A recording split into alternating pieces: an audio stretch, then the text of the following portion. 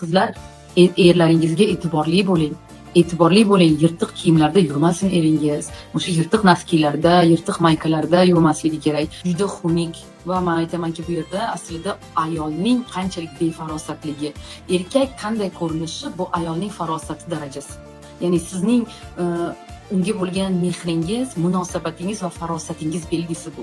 Agar turmush o'rtog'ingiz qanaqadir yirtiq kiyimlarda yursa, kir kiyimlarda yursa, bitta rubashkada 2 kunlab, 3 kunlab yursa yoki bitta noskini 2 kunlab kiysa, bu degani sizning nihoyatda o'sha beparvoligingiz belgisi. Mana shu narsani o'zingiz, mana kiyimini dazmollayapsizmi, boshqami, hech qachon o'zingizga ruxsat bermang. Turmush o'rtog'ingizni qanaqadir kiyimi yirtiq bo'lishini yoki kir kiyimda yurishini ruxsat bermang, chunki bu sizning aslida qanday ayolligingizni ko'rsatkichi bu. Eringiz qanday ko'rinishiga qarab, insonlar, odamlar, atrof aslida sizni qanday ayolligingizni belgilab beradi, ya'ni ko'radi shu narsani. Sizning ko'rsatkichingiz belgisi.